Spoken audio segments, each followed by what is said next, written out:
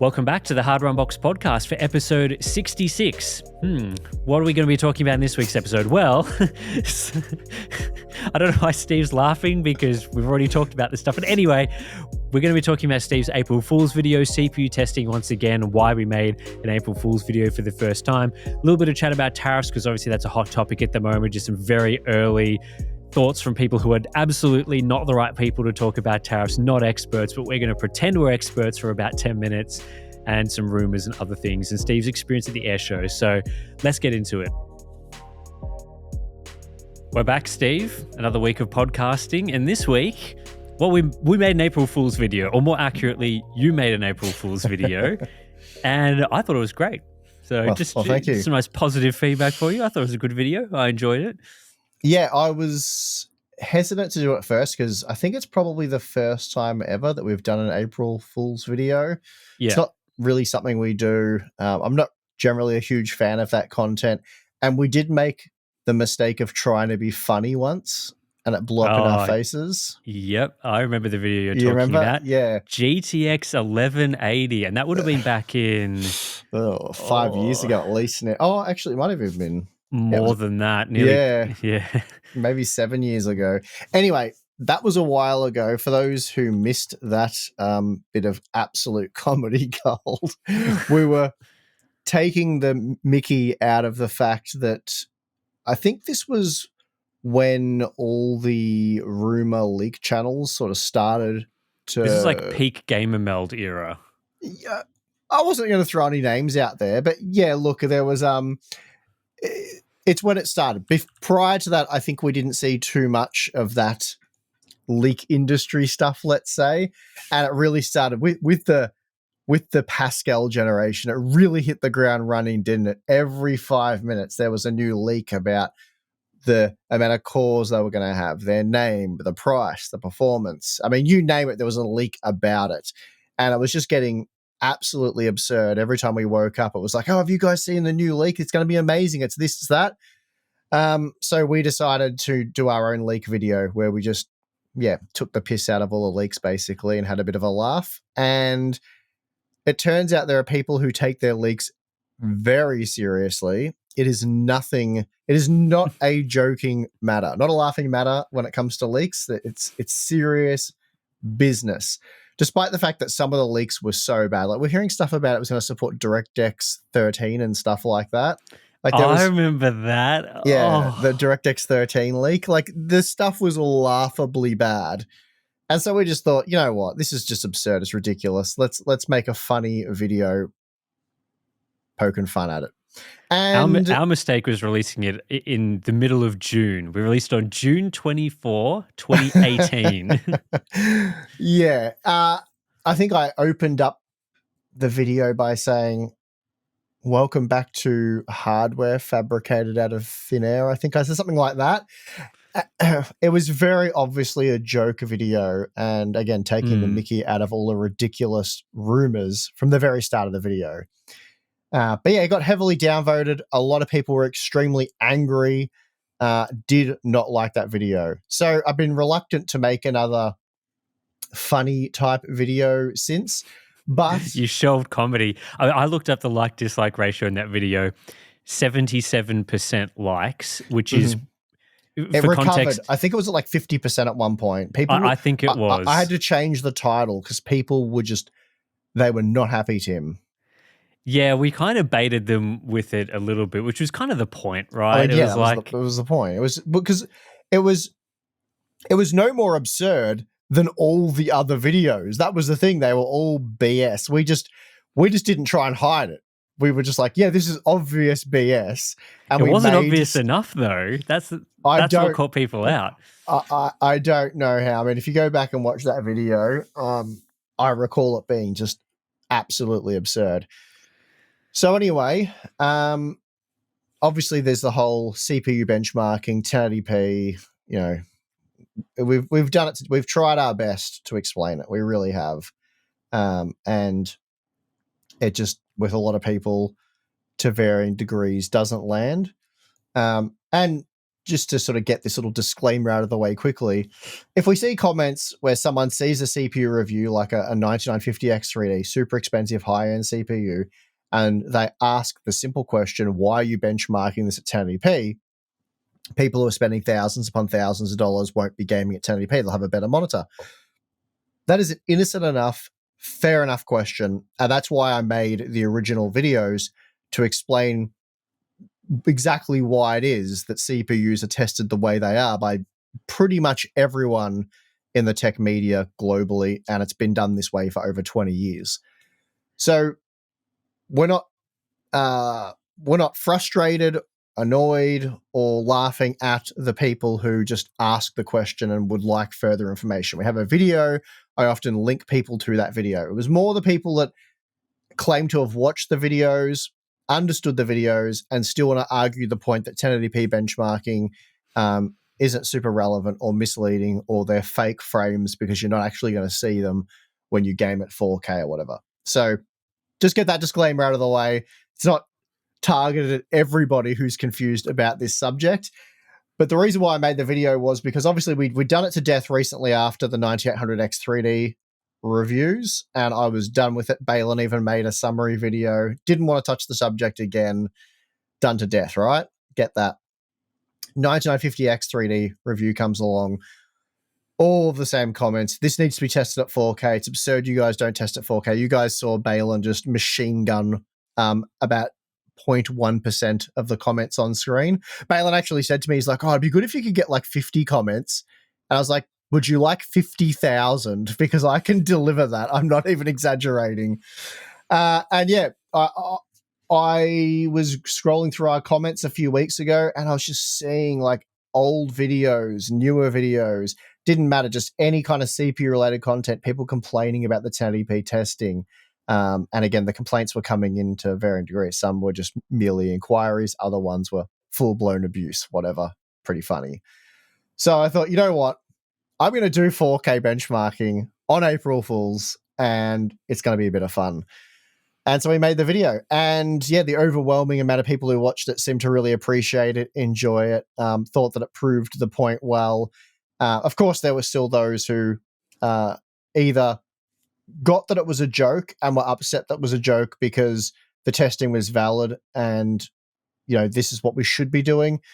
And, you know, there was varying degrees of people taking it seriously. You know, there was people who were like, well, you know, we want 4K benchmarks, but they have to be realistic 4K benchmarks.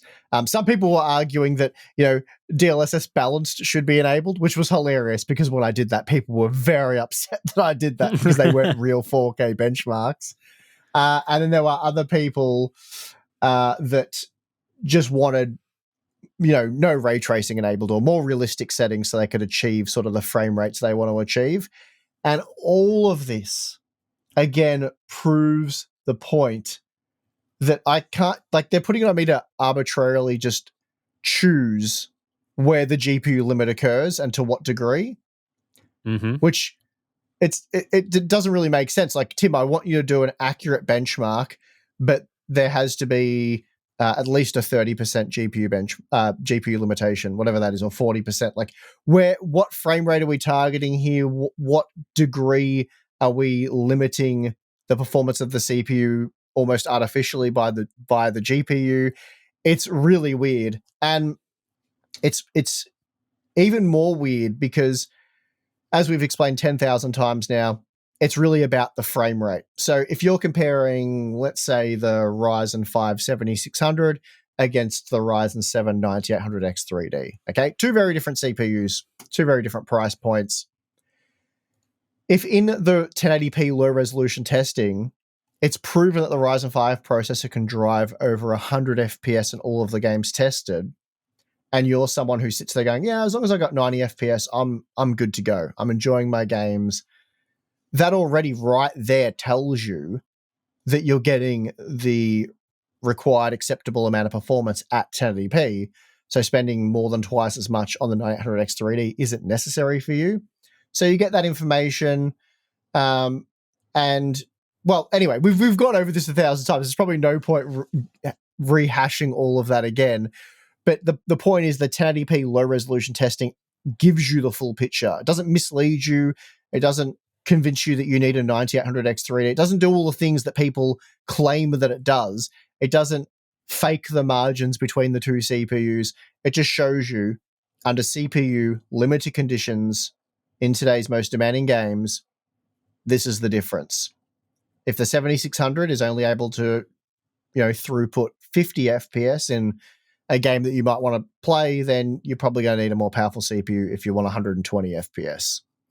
But the point is, there are some people who like to play at 45 FPS, 60 FPS, 90 FPS, 120 FPS, 200 FPS, and the 1080p low resolution as minimal, the smallest amount of GPU bottleneck you can realistically achieve gives everyone the information they need, whereas the 4K benchmarks don't.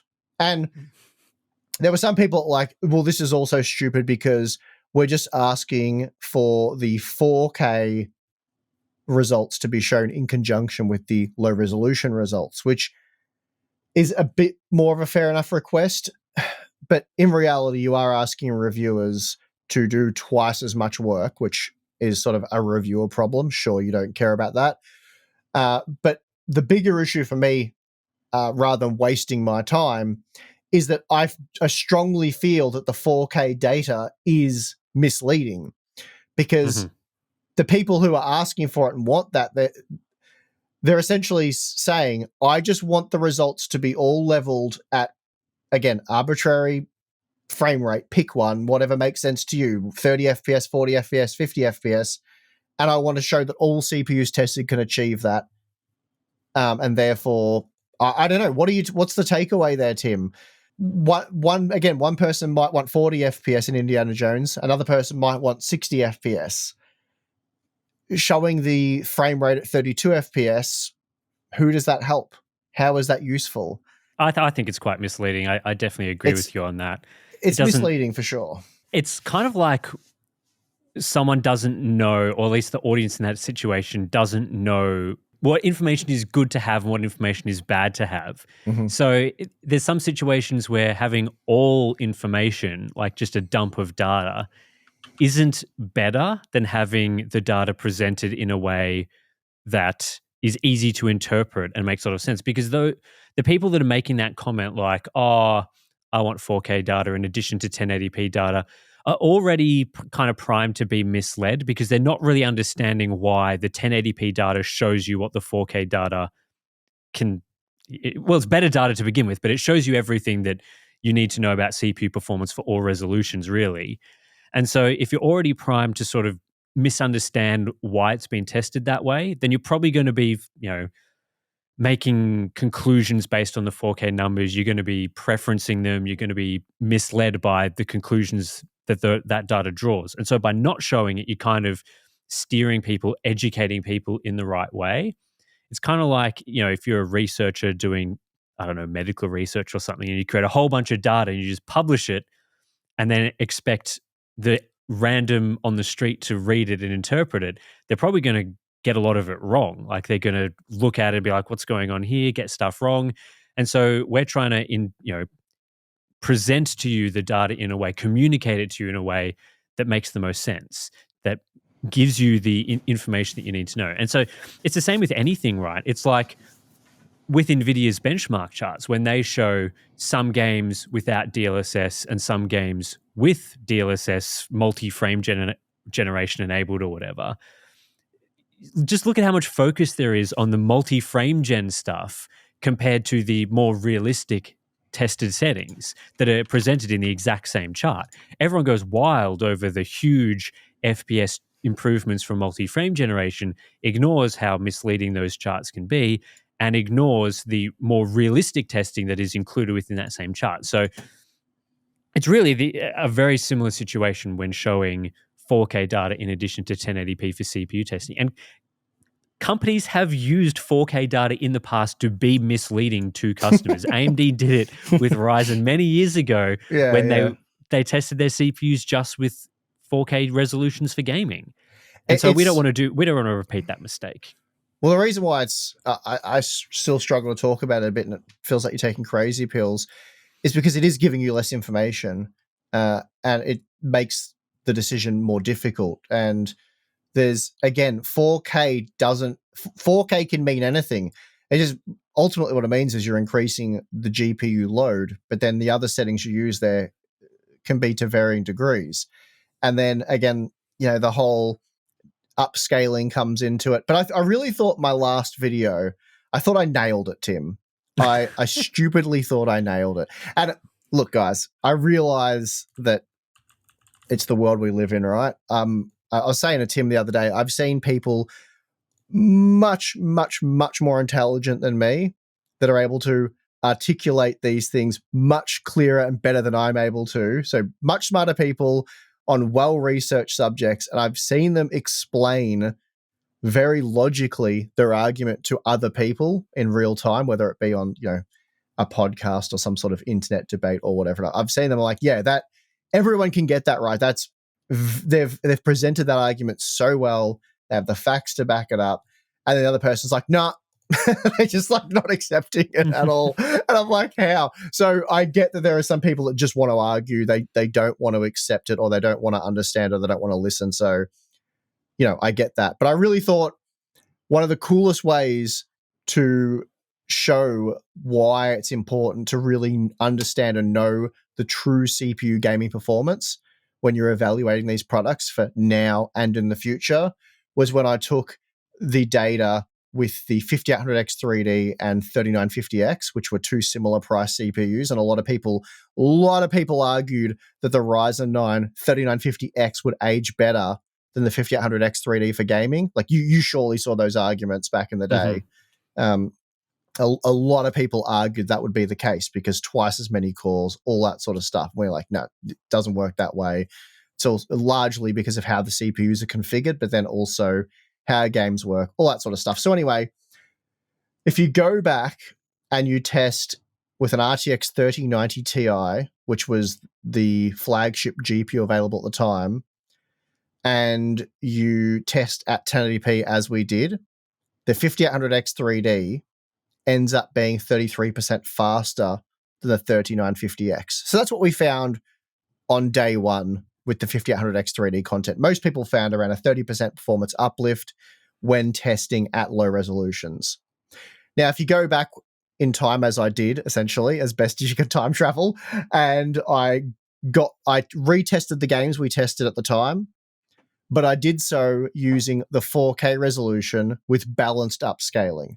So I went and redid our day one review for the 5800X 3D. And I found that it was on average 1% faster than the 3950X. So this is 3090 Ti, ultra quality settings, 4K with balanced upscaling. So it's a realistic configuration. Realistic. I mean, we saw 120-ish FPS on average from the CPUs tested. So that's great performance. 120 FPS for your single player games and whatnot. That's fantastic. So that information tells us that the 5800X 3D and 3950X deliver the same level of performance.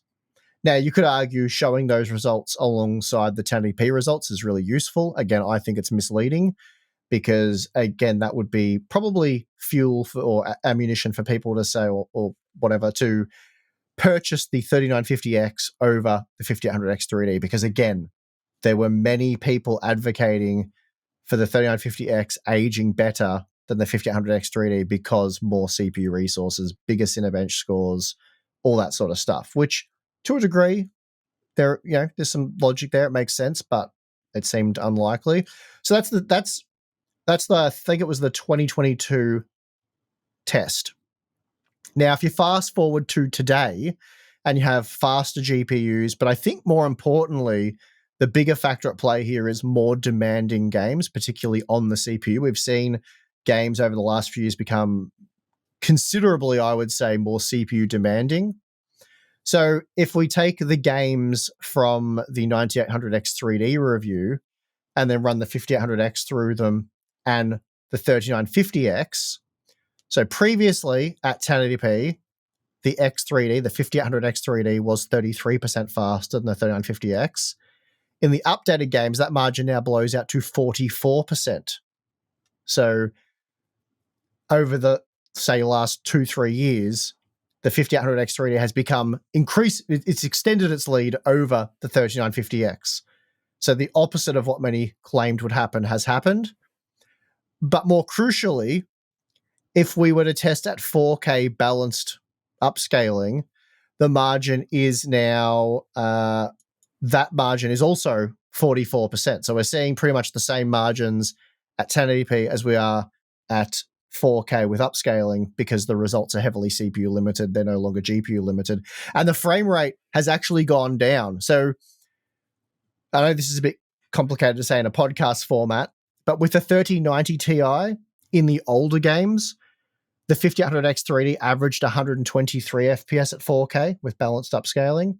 It's now getting 114 FPS in the modern games with a 4090 4K balanced upscaling. So we've actually had a regression in performance despite a more powerful GPU, and that's just because games have become much more demanding over the last few years. But the point is, if we focused on 4K resolution with balanced upscaling, mind you, in 2022, we would have found next to no difference between those two CPUs. Today, we find a 44% performance difference, and we're talking about the 3950X delivering 79 FPS and the 5800X 3D delivering 114 FPS. So a substantial difference in performance for two CPUs that were a similar price. And again, a lot of people were suggesting that the 16-core model would age better, whereas we are seeing the complete opposite play out. So again, the only way you would have known that is to remove the GPU limitation, obviously. And again, I know we've tackled so many different arguments for why 4K testing is useful or important or should be included, but it honestly, it just serves to mislead. There's really, in the context of evaluating CPU performance and doing a CPU review, there's no place for it. It's bad. It's bad data. It's misleading. If you're doing a CPU GPU scaling test or some sort of system analysis or the current state of gaming, fine, go for it. Do the resolution scaling. But I think in CPU reviews, it just serves to mislead people that really don't know better. Like, they're not experts in this. And again, another thing, when I went back to the expert example before, I'm not saying I'm an expert, but what I am saying is, collectively, tech media, tech reviewers across the globe, kind of experts, and you don't see anyone testing at 4K. Like, I know Gamers Nexus have included a few, like I think they included 2 1440p examples in their data, and I think Tech Power Up, because they do more automated benchmarking, I think they have 1440p as well, but they also include 720p, and I think their 720p is always much closer to our 1080p data. I think not saying we do a better job of optimizing, let's say, for CPU limited or more CPU limited gaming, but we do refine that process. I've often haven't got it right in a lot of games. Horizon Forbidden West, probably one of the more recent examples. Going to one of the later towns, establishments, much more CPU demanding. So we've updated our testing there, and there's been a few other games. So anyway, we did an April Fool's video. So, yep, and I enjoyed it. So we probably won't repeat the April Fool's video. I mean, I guess if there's something that we can dunk on people for next year, we'll do that again. But I liked the April Fool's video, our approach to it, because there's some other people that just lie about things. Like, they'll lie about an upcoming product or a configuration, which, you're fooling someone. Haha, cool. Right, yeah.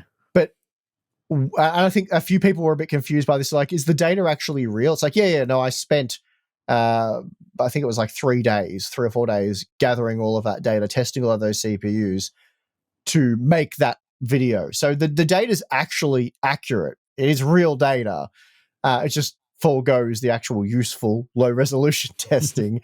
It's just native 4K data with sometimes or often dumb settings applied, because apparently it's on me to determine, again, as I said at the end of the video, how GPU limited your gaming should be. So yeah, it was a real video and somewhat educational. So it wasn't just a dumb April Fool's video where we just made something up. So I thought that was probably why it was well received as well, and people found it useful, because it was like yet another video in the series of Harbor Unboxed trying to educate people on why CPU testing has been done the way it's been done for the last 20 plus years by anyone reputable in the tech scene. But it just went I just was like, all right, fine, I'm giving you guys what you want, and I'm going to show you why it's so ridiculous. And yeah, I think people know that, a 9800X3D isn't a mere, what was it, 3% faster than a 5800X3D. I think that take is going to age quite poorly over the next few years. So anyway, I don't know. That was that, really. All right, let's move on to another topic that we should probably talk about, because it's kind of a hot topic at the moment. That's tariffs.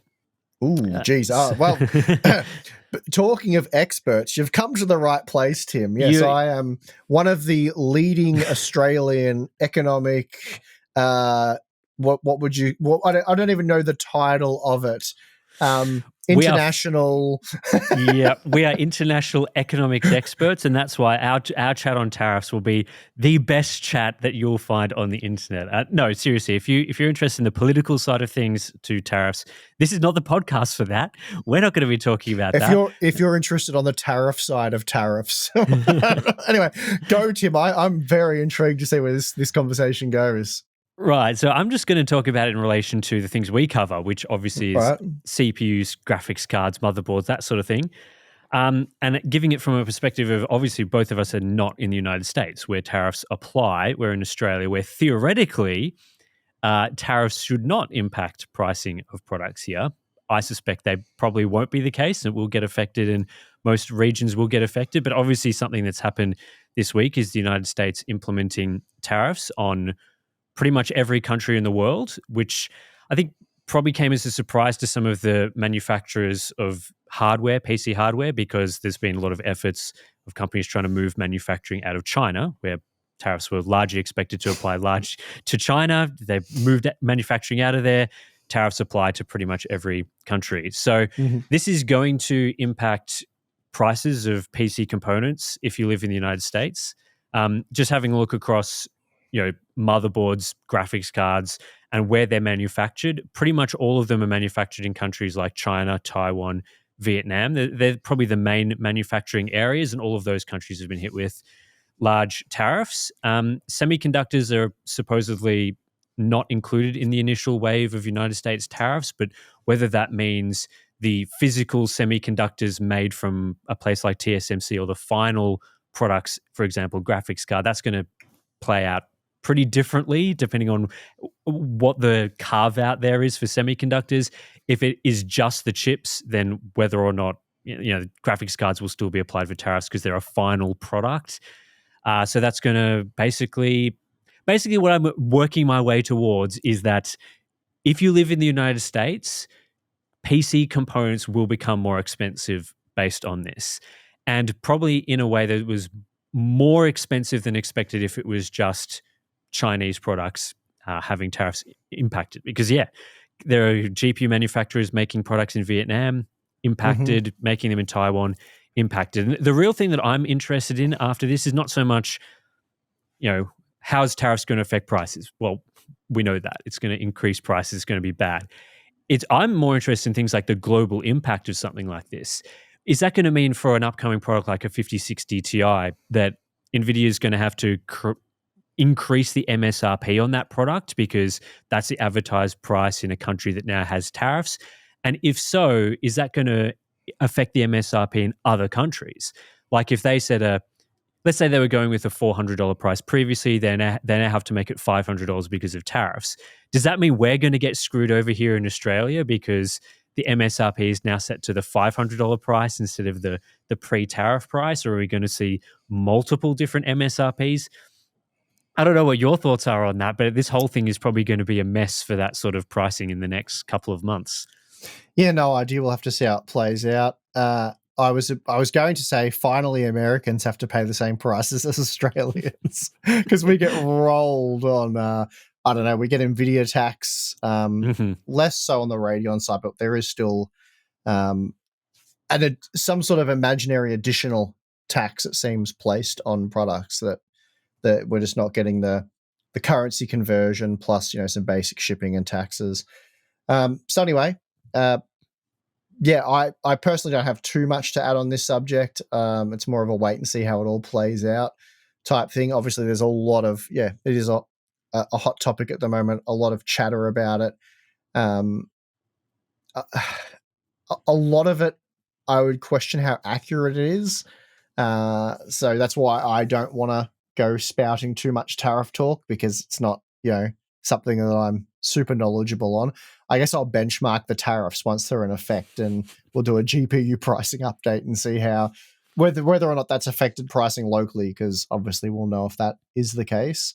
Yeah, it's going to be a bit of a ride over the next couple of months, I would have thought. I mean, yeah, it's interesting you bringing up the Nvidia tax. It's kind of like something that's known here in Australia. Like, it's kind of talked about, this sort of Nvidia tax. Mm-hmm. I think products, what is it, like the 5070 Ti here costs 1,509 Australian dollars. That's the RRP, so our equivalent of MSRP for that product. Of course, it's only supposed to be $750 in the US, which should bring the price to be at least a few $100s below that, something around 1,300 Australian dollars, factoring in our local taxes. But just because I guess we're Australian and we don't matter, we're this tiny minnow country down in the bottom of the world, we get slapped with this extra price that we have to pay for products, which isn't a government thing. It's just that's what happens. I was told a long time ago when I inquired about it that Australia has like a lot of buying power. So, disposable income per person or whatever is higher than the US. So Australians on average are richer than Americans, something along those lines. So they typically try to price gouge us a bit more, knowing there's more money to extract there. That was an explanation I was given a while ago when I inquired. But I also laughed when you mentioned what is NVIDIA going to do about the MSRP.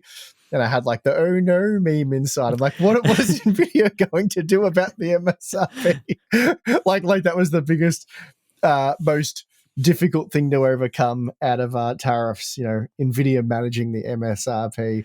I think it's not so much like I don't really care. I don't really care what NVIDIA does. They have to raise the MSRP or whatever. Boohoo, right? But it's more, if they raise it, like, you just know what's going to happen. You know that if they have to raise the MSRP in the US, that will then be the global price. There's no way they're doing the consumer friendly thing. No, and they'll just blame it on tariffs, even though they don't apply in certain regions. They'll say, oh, but because of this or whatever, it's just a knock-on effect, and we just have to charge you more money now. So, yeah, that's that.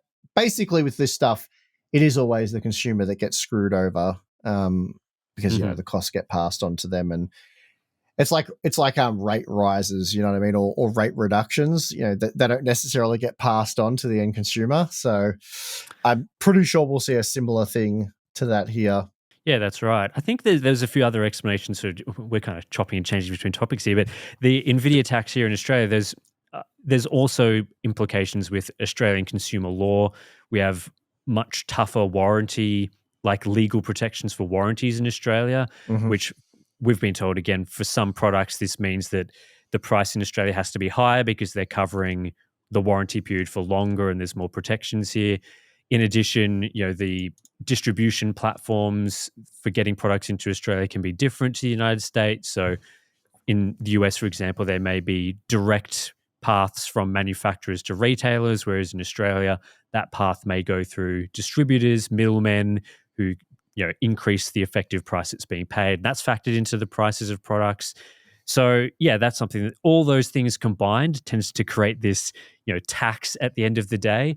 We obviously do pay sales tax in Australia, which is applied onto the price that you see, which does catch out a lot of people when comparing prices between America, Europe, and Australia.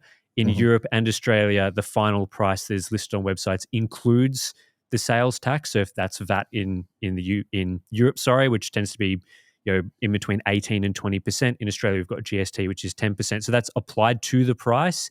In the United States, obviously, prices are listed without sales tax, even though there is sales tax in many states, in which case, that does catch out people making these comparisons. Yeah, it's a dodgy way of doing it as well. It should definitely be included in the price.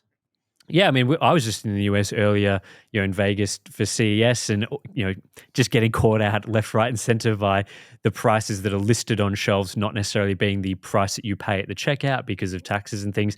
Which, as an Australian, makes absolutely no sense why it's done that way. It obviously makes sense to have the final price being the advertised price, but I guess in the US, when you've got some states having no tax, some having tax, how do you make a US MSRP based on that? I don't know. The final price should just be the price it's paid anyway. Yeah, you would think so. But yeah, in Australia, there's a lot of different factors that go into this. And obviously, one of the things we've been tracking a lot throughout the first part of the year, pre-tariffs, was how much Europeans, Australians, people outside the US getting screwed over by the prices that have been set in America. And that was already happening pre-tariffs, with products like the 5070 in Europe being priced at least 50 to 100 euros over where it should be, just based on the actual, like the MSRP type price for that region. And so to think that those people are probably going to get screwed now a second time because of this is, just really disappointing for PC gaming, really. Products have gotten more expensive over the last few years just based on a whole bunch of different factors, and then to slap additional taxes on that for one of the largest markets for PC gaming is not good. So I don't like you. I'm in no position to say exactly what impact tariffs will have. Don't know whether it's going to cause a 10% increase to prices, 20%. We don't know what the carve outs are going to be for certain products. So to sit here and say GPUs are going to get this exact percentage more expensive, like, oh, the tariff is 50%, therefore GPUs will get 50% more expensive. It's not as simple as that, because obviously companies are having to weigh up things like how much they eat into margins. Can they actually sell products at those prices based on the tariffs? And so all that's going to, obviously, we're going to have to wait and see what happens with that. But just, it's never a situation where a product gets extra taxes applied and then it becomes cheaper for consumers. That doesn't happen. Let's talk about the RX 9070 GRE. I personally don't have too many thoughts on this because obviously it's a rumor at this stage. Outside of the 9070 GRE is a bad name. That is a carefully considered analysis that I tend to agree with. I think the name is very bad. The name initially didn't really matter because GRE signified China only, right? China exclusive. So maybe GRE sounds a lot better in Chinese than it does in English. Not sure. Could very well be the case. Sure, yeah, let's go with that. Certain combinations of letters are more meaningful in other regions than So I'm just throwing it out. I'm trying to. Maybe it makes sense, Tim, but of course we did see a lot of GRE models become global. 1700 GRE, for example, eventually sold everywhere, so you could buy it in Australia, the US, whatever. And it sounded crap. It's GRE sounds pretty bad to me. Is it important? Does it matter? I don't know. Don't know how important it is. I just think it sounds bad, and I think there's like the 1700, even like GT. I know that's kind of like a bit lame, but like GT sounds better than GRE. It's so confusing to me. Like, does GRE mean it's better than a 9070 or worse? Because as we know, it means it's worse because that's what's happened for the previous products. But now they've got the 9070 XT, the 9070, and then the 9070 GRE. So I would have thought the one without any of the letters is the base model. But then the GRE's below that? Like, how are people supposed to figure that out? I mean, at least they're continuing with that. They're not just randomly assigning letters each generation to make it even more confusing. So it becomes established that the GRE is like the trash tier product. It's the defective of defective dies. It's the destined for the bin GPU. So, I mean, Ali or something like that probably would have made more sense. But anyway, it doesn't really matter. The name's a name. We're just going to have to live with it. Doesn't have a great ring to it. It's not, it's not like TI or whatever. But even then, I don't know if you'd never heard them say TI before and they started the TI thing now, would you be like, that's super dumb? And then you get that, and like really, we got the TI Super, didn't we? So that takes the cake for dumb names. So really, Nvidia's still winning there. But yeah, don't love the name. But 1700 GRE, have we heard whether it's going to be a region-specific product or it's more of a global release, or it's just like the leak is very vague at this point, and after all, it is a leak? Yeah, it is a leak, so it seems to be pretty vague at this point. Um, yeah, I mean, most of the GRE models in the past have been China exclusive, so if I was going to guess one way or another, you'd probably think it would be China exclusive again. But then there are rumors, obviously, of the two dies that this generation is having from RDNA 4, Navi 48, Navi 44. Seems to be quite a substantial difference between the two dies, almost like a halvening. Is that a word? Halvening. The halvening.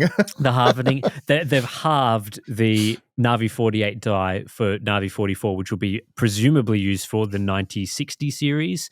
So, yeah, half the cores, memory bus cut down to 128-bit, which leaves a pretty large portion of the market, without a product. So, if the 9060 XT or whatever it is comes in at half of a 9070 XT, and then you've got the 9070, which isn't cut down by that much, it would leave this obvious, point that you would put something like a 9070 GRE in. I don't think any of the specifications have been fully confirmed or confirmed by a rumor side of things at this point. But the rumor or leak is suggesting that the memory bus has been cut down from 256-bit to 192-bit, which does reduce the VRAM capacity down to 12 gigabytes. And that, for me, is a pain point. Yeah. If they're going to call it a 9070, but reduce the VRAM capacity down to 12 gigabytes, I don't really like that. I know the 1700 XTX and XT had differing VRAM buffers by that same 4 gigabytes, but 20 gigabytes was plenty. But going down from 16 to 12 is like, I really consider, especially for a higher end product, 16 gigabytes to be the minimum. Mm-hmm. 12 gigabytes is really your entry level. Like, you're probably more like a 9050 in my opinion, but we'll see how that goes with the 9060 and whatnot. Well, it's probably going to create another messy lineup where, at least I would be hoping that a 9060 XT is a 16 gig model. If it's a 128-bit bus, you'd want it to be 16 gigabytes, not 8. Mm-hmm. And so then you have this, and if the GRE then becomes a 12 gig card, you've got 16 gig at the high end, then a weird 12 gig model, and then the more entry mainstream cards that people would be considering are then 16 gigabytes again. So that would just be kind of weird decision making, I guess. I mean, NVIDIA is probably going to do it as well with this generation of 5060 Ti, go 16, 12, then 16. My gripe's the name, and it'll be the price as well, because although the pricing information's not known, again, this is all leak speculation type stuff, but if they do a 1700 GRE, it's going to be a $500 MSRP card. And that's going to be real bad. Yeah, I would have thought with AMD, this lineup, you'd want to be nailing every single product launch, just nailing them one after the other so you can keep building up your mind share and market share. You want to improve the Radeon brand by making it can't be $500 for a 12 gig slightly cut down 9070, because the 9070 is the $500 card. That's where it should be. Yeah, so, it's going to be that though. I'm telling you now, it'll be $500. It'll slot in $50 less than the 9070, which already doesn't make sense at the MSRP. Mm-hmm. And that means you're paying like 20% more for the XT version over the GRE, but you're getting that extra VRAM, and it's probably going to be over 20% faster. So the GRE is just going to be really dumb and not make sense. Yeah, and how many defective dies are they actually getting to make two defective models, the 9070 and the GRE, when they're struggling obviously to produce the 9070 XT that's sold out in a lot of regions. You wouldn't want to cannibalize any of the good silicon to start making GREs and stuff like that. Well, the GRE is obviously silicon that's more defective, as in it's affecting stuff like the memory subsystem, and to the degree they have to cut down bus width, reduce stuff like ROPS and whatnot. So anyway, we'll see, but I predict that one is going to be a stinky product that you're not going to want to buy because it's going to be way too expensive at $500. Unless we have any more news and other things to talk about, we can get into some. The only other work-related stuff is we've got our Computex locked in, Mhm. so we're all booked up. We're going to be flying in a little bit earlier to do some additional coverage this year. We always love Computex, so Tim, Balin, myself will all be going over, and I'm pumped for it. I imagine you are as well, Tim. Yeah, it's a little earlier this year, being in the middle of May instead of sort of the end of May, start of June. So not quite sure why they've done that, but yeah, looking forward to going over. Taiwan's obviously a great place to visit, as we've been many times over there. Mhm. And yeah, not really sure what to expect from the show. I think last year we probably got one of the larger Computexes just because of the Zen 5 announcement at the time. Mhm. Yeah, I don't think we'll be seeing any huge new architectures or anything debuted at Computex. If anything, maybe some GPU news, the entry level mainstream cards may be released around that time. So whether that's a 5060 or 9060 sort of product around then. So yeah, it'll be interesting to see what is shown there at Computex this year, whether it's special edition models of things that are already released. Because yeah, it'll be kind of like a mid-cycle Computex, at least for this generation. 2026 may be a little different, but yeah, so not sure. What are you expecting to see at the sort of show? I mean, there'll be AI stuff, won't there? Plenty of AI stuff, but apart from that, Yeah, I was actually talking to Balin about that just the other day. I'm like, do you think they could possibly do more AI stuff than they did last year? I find, yeah, I don't know. Will there be? Are you expecting more, less, or the same? for the I mean, Only because of how overwhelming the amount of AI like. Remember, I think DeBauer made a great video. It was a video we discussed making but didn't bother doing, so full credit to DeBauer, about just the AI absurdity. There was like AI SSD, it was AI AI cases. DDR5 memory, AI cases. I think it was AI power supplies. Basically anything had some kind of BS AI angle attached to it to market it. It was just ridiculous. So will we see that level of stupidity again this year? I want to Yeah, say well, no. yes is the answer. I want to say no, but yeah, probably I not mean, going to be the case. I think outside of the stuff we cover, so outside of gaming, for example, a lot of what is happening in just general PC server technology is all AI, like full steam ahead AI hype train stuff still. So yeah, I would fully imagine that most of the products at Computex are going to have some sort of AI angle, because if companies don't have their AI angle, then they're probably going to be seen as what's going on? Why aren't you doing AI? Are you not investing in AI? Is your company falling behind? So that's the reason why we see all of that AI garbage at these sort of shows. I think we'll probably see more. We sort of got a little bit of it last year. Was sort of the useless AI chatbot that would pair with these supposed AI products to enhance the experience, answer questions. I think we'll see newer versions of those that are just as useless, but are promoted as some sort of like second generation, second iteration of this. NVIDIA just launched like G Assist, their kind of laughable assistant feature for gaming, where it will like you type in a question or something and it will automatically adjust things for you, as if I'm too stupid to do that for like in 5 seconds myself. So I think we'll see like a lot more of that stuff, like AI motherboards that automatic, like you type into an assistant something and it automatically overclocks or whatever, whereas really all it's doing is enabling like PBO or something, and not really doing like any actual tweaking, just enabling those settings for you.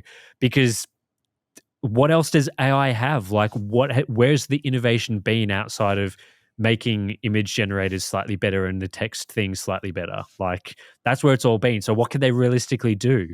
Yeah, probably naive of me to think that we're going to see any less AI stupidity at this year's show. We might even have to make an AI video. I know Gamers Nexus for their, I don't know, was it an April Fool's video? But yeah, I think they made the video, is AI a buzzword? And at the end, Steve was like, yeah, because he was just playing, I think it was about 10 minutes of just unnecessary use of the word AI.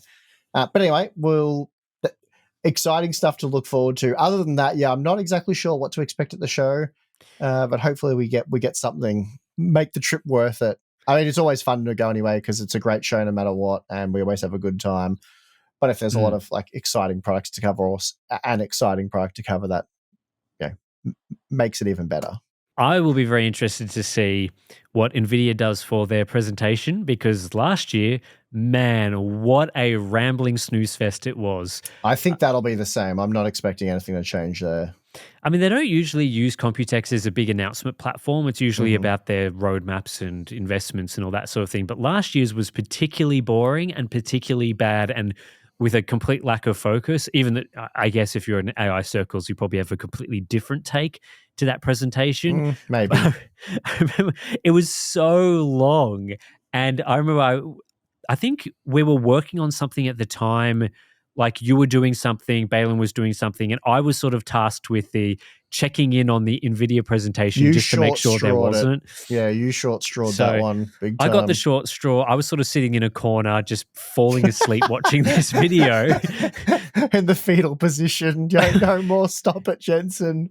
Yeah, it was like a couple of days after we'd flown in. It was like 8 o'clock at night or something. It just kept going on and on. I'm like, when is this going to end? And you guys were like figuring out maybe you were making some plans for the content we were going to do or something, doing all the exciting work. I would have been doing something important for sure. So you could have been just sitting there playing Fortnite on the PCs that MSI provided. I don't remember, but that's what I said. That's probably more important than watching it. But yeah, I was checking out ray tracing. Hopefully, we'll be able to have some chats with fellow creators, because that's really what hopefully Computex will be this year, is just catching up with people that we don't catch up with very often, and chatting with them about the latest things. And obviously as well, it's a great time to chat to people in the industry about things that are going on. So we'll have a much better idea about how these companies are going to combat things like tariffs from discussing with them sort of how they're seeing things and getting that sort of information. Because last time it was all about the Intel power spec situation and how they were handling the degradation of CPUs, the struggles that the AIBs were facing with the motherboard development, BIOS development, and communication with Intel on that side of things. So we're probably going to have more of a GPU focus this time and figuring out some different things. So that'll be Computex. But aside from that, not much else has been happening. So let's take a break and talk about our boring lives. All right, Steve, we're back. Back from, I don't know, a short break. What's going on in your life at the moment? My life has been particularly boring. I did one of the more boring things I've ever done. Okay. And I drove out and I visited you with my family. It doesn't get worse than that. I'm joking. But no, I did actually take the family out to visit Tim.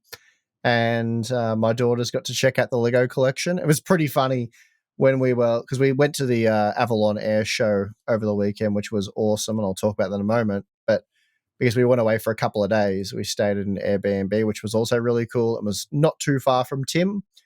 So we planned on visiting Tim on the Sunday. Anyway, I said to the girls, after the air show the following day, we're going to Legoland. And they went nuts because they both love their Lego. They were freaking out. My wife's like, don't tell them that.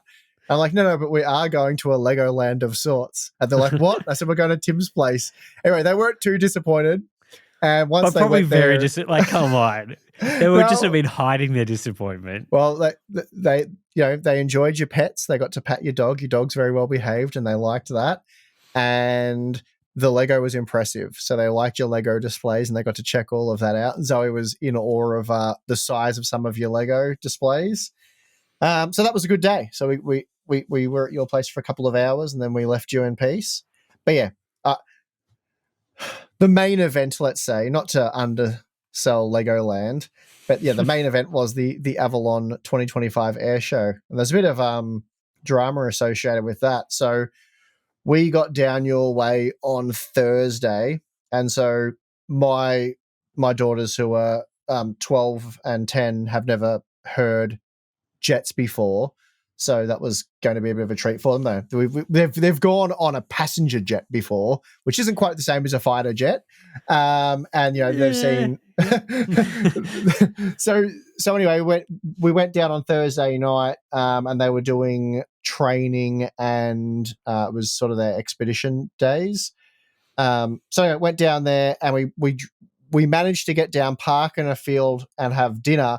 And one of the F-22s flew directly over us several times, and it was like an air show just for us. Like somehow we parked in the perfect spot. So that blew their minds. Tess sat there with her noise cancelling headphones on the whole time because it was a bit too loud for her. But Zoe, it can't be loud enough. So she was absorbing all of the entertainment the F-22 had for us. F-16s came out afterwards as well, and they gave a similar display. So we got that all for free on the Thursday night. So that was really cool. And then we went to the actual show on the Saturday. But the night before, so Thursday night was great. So we thought that was so much fun. We should do that again on the Friday night because that's when they do the Wall of Fire, and it's the actual public show. So we didn't have tickets and we weren't going to bother attending on Friday. But we thought if we go back to our paddock, sit and have dinner, we might get to see a few jets. So we did that, and we got there 2 minutes before I think it was the Super Hornets were meant to be flying overhead.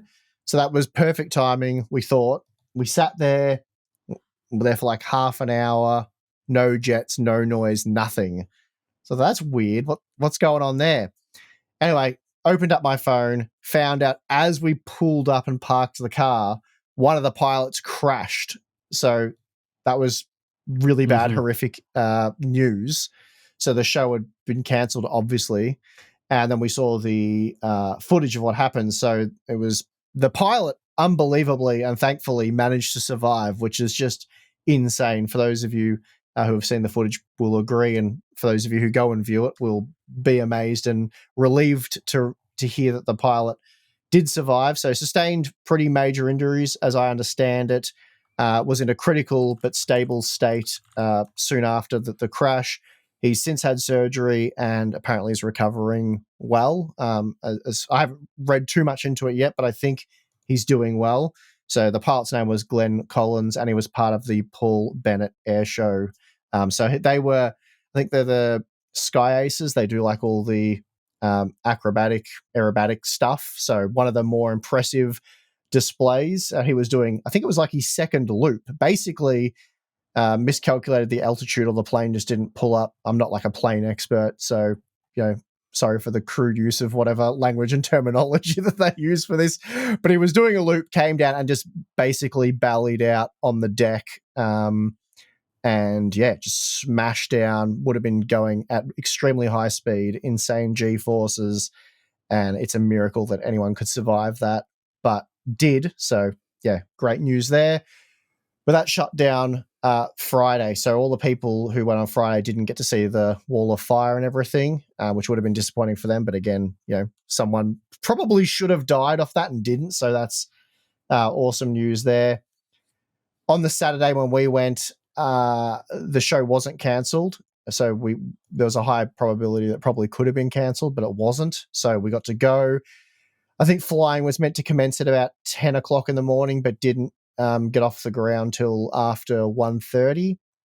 And I said to my wife on the way in, I said, I wouldn't be surprised if they do the Wall of Fire on the Saturday, because not that I know much about it, but it logically would seem to me that they've paid for it, they've installed it, it's ready to go. They just didn't do it. So I thought they might open up on Saturday with it.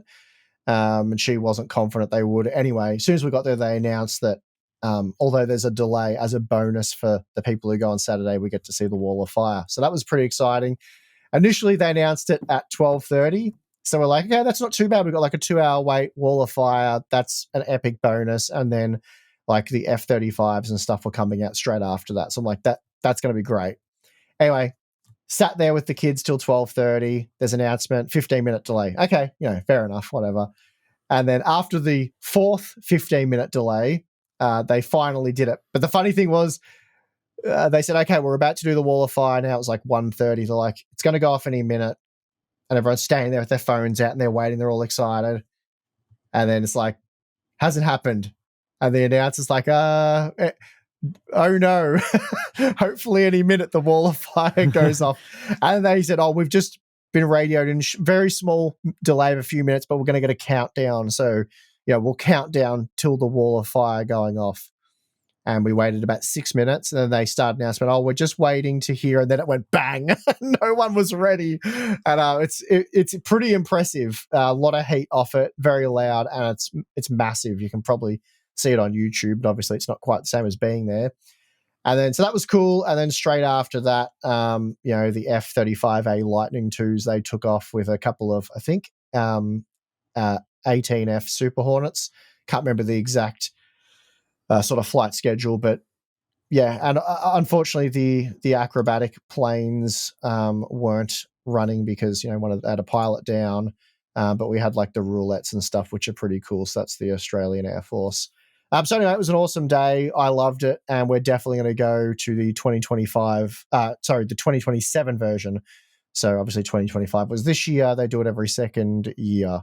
So yeah, the kids loved it. It was a great day, so we'll be doing it again. What was your favorite aircraft that you saw at the show? I mean, I love the loud, fast stuff. So I think the F-35A Lightning IIs were probably the most impressive. The F-22s that we saw on the Thursday night were insane. They were really cool. Unfortunately, they didn't fly on Saturday due to technical issues. Apparently, I think they're privately maintained, the two planes that were on display. They had a lot of like maintenance reliability problems. So I believe they flew on the Sunday. We weren't there on Sunday. So they would have been cool as well. But I mean, it doesn't really matter if you're talking about the A-18 Super Hornets or whatever it is. Any of the fighter jets are pretty sensational. But I mean, all the planes were impressive. But yeah, the fighter jets would probably be my favorite if I had to pick. But there was some cool like helicopter displays. The parachuting stuff was cool. So like the Seahawks were awesome. They did some cool maneuvers right in front of us. And then obviously the bigger planes are super impressive as well. So there's, like the Globemaster and stuff like that. There's no shortage of, impressive planes to watch. Yeah, it sounds really cool. So I'll have to head down in 2027 and take a look. I've been to the air show once ages ago, many years ago, and I thought it was really cool. So yeah, certainly have to head down next time. I was going to say next year, but it's not next year. It's a couple of years from now. Yeah, 2027. So yeah, I'll see you there for sure. We'll try and go on the same day. Nah, I'll try to avoid you. there's like 200,000 people, and Tim's like, I'm not going the same day Steve goes. And I'm like, fair enough, I get it. We'll probably do the Friday because the girls enjoyed it so much. It was our first time going. I'd never actually personally done an air show before. I never went as a kid, and I'd never thought of going. It was just a random thing that I thought, we should probably look at going this year. It could be fun and make a little holiday of it. And yeah, great success. So because we enjoyed it so much, we'll probably do the Friday show and the Saturday show so we can see the Wall of Fire again on Friday night, and then do the following day. I think that'd be really cool because it's sort of, my understanding is, two slightly different shows as well. But yeah, anyway, so 2 thumbs up from us. Yeah, nice. Well, it's good that you had something going on because I really haven't had anything going on at the moment. So yeah, nothing really interesting to report. A tree fell down at my house, so I had to prevent that from. It was leaning at a very suspicious 45-degree angle over a path, and so I was like, might just want to get rid of this one just in case it falls down and kills someone. So did the job and just pushed it over basically, but it was hanging on by a thread. Like if that thing definitely was a danger to society. So mostly just me, but well, who knows? Could have killed anyone, I guess. But yeah, so push that tree over. Probably have to cut it up now, which is a bit of a pain. But apart from that, yeah, nothing really has been happening over my way. Just boring stuff. Just doing the same thing every day. Just testing stuff. Still playing some Kingdom Come Deliverance 2, which I'll talk about eventually once I'm finished it. But apart from that, yeah, nothing much has been happening. No exciting or even boring things to report. So, yeah, that's pretty much it, really. It's going to be happening in the next couple of weeks. Not a whole lot, really. We'll just be doing our usual thing, testing more products, getting those reviews out for you. And And yeah, that'll pretty much do it for this one. Actually, how's the gym go? Before we finish, you said your gym is going to be finished within the next couple of weeks. Hopefully. Any progress on it? It's fully cladded externally now. Hasn't been painted yet, but I'll get onto that. And then internally, the ceiling battens are all installed now. Just got to do a few other little things, then get the electrical done, install insulation bats, and then I'll get a plasterer to come in, plaster it all up, and then I'll decide whether we can be either painting it or hire a painter, and then it will be ready. Actually, the first thing we'll be doing, which is unexpected, is my daughter, whose birthday she just had, Zoe, who's been on the channel before, for her birthday party, which the pressure's on because school holidays is in like 2 weeks now. She wants to do, and this was not my idea. I was the last one to hear about it. She wants to have a LAN party, which, quite surprising. She has quite a few friends, obviously, she games with. She wants them all to get together and have a LAN party, and they want to do it in the gym before it becomes a gym. So it's kind of an appropriate place for them to do it. And I explained to, because she's never done one before. She only knows about them because she saw photos of my friends and I, having a LAN party. I think one of the last ones I did, you were actually there, which is quite funny. That was a long time ago. It was a long time ago. That may even be what she saw the photos from. And even those ones that we did a long time ago, that was more for nostalgia. Like, it didn't really make sense to game that way. LAN parties don't really make sense in the modern age, despite they're still being really cool and a lot of fun. The reason they don't make sense is because you've got stuff like Discord to chat now, and if you're all in the same room, you can't really do that. And you get a better ping and all that if there's not, a whole heap of people on the internet. Thankfully, I have 3 internet connections, or 4 technically. So if I use my unlimited mobile phone, so we can probably put a couple of people on each connection, and the performance should still be quite good. Also, back in the day, like, people's internet was just worse in general. So having everyone locally gaming made more sense. And games were often designed to be used on LAN, whereas that's not really the case anymore. So anyway, I've got to set up a LAN party. Thankfully, I have a whole heap of computers. I'm going to get some monitors from you. And when I've set it up, I'll probably put some photos in the BTS. I won't get any photos of when the kids are all gaming and stuff like that because, underage kids and whatnot, and privacy concerns, all that sort of stuff. So anyway, should be really good. And that's, now I'm under the pump.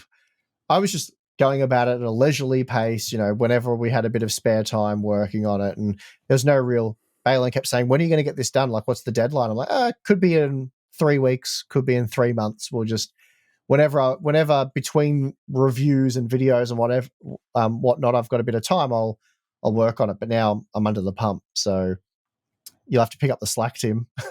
We'll see how it goes. But anyway, that should be a fun little event. Yeah, no, that would be cool. Yeah, I'll have to figure out the monitors that I'll be supplying you guys with, a variety of different things out this way. So I'll come over and I'll deliver, a half dozen or however many you wanted. So we'll figure that out for next time. But yeah, keen to see how that setup goes because, LAN parties, pretty cool. I guess kids these days, grow up in a different era where LAN parties aren't really a thing. So that'll be a unique experience for sure. Mm-hmm. All right, let's end the podcast. That's pretty much going to do it for this week's episode. We'll be back next week to chat about whatever's happening in the PC gaming ecosystem. Hopefully there's some exciting news to talk about because who knows? Otherwise, we'll just have nothing to talk about.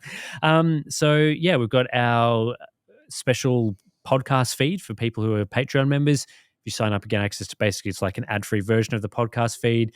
We also upload the Q&A series and our monthly live streams to there as well as audio versions. So you got the entire, I think it was almost like a 2-hour cut of the Q&As a couple of days before all of those were published on the main Hardware Unbox channel. So that was available for people. Outside of that, obviously just the usual places. Got our YouTube channel if you want to see our faces for whatever reason. Otherwise, all the audio feeds in the usual places. So yeah, thanks for listening and we'll see you in the next one.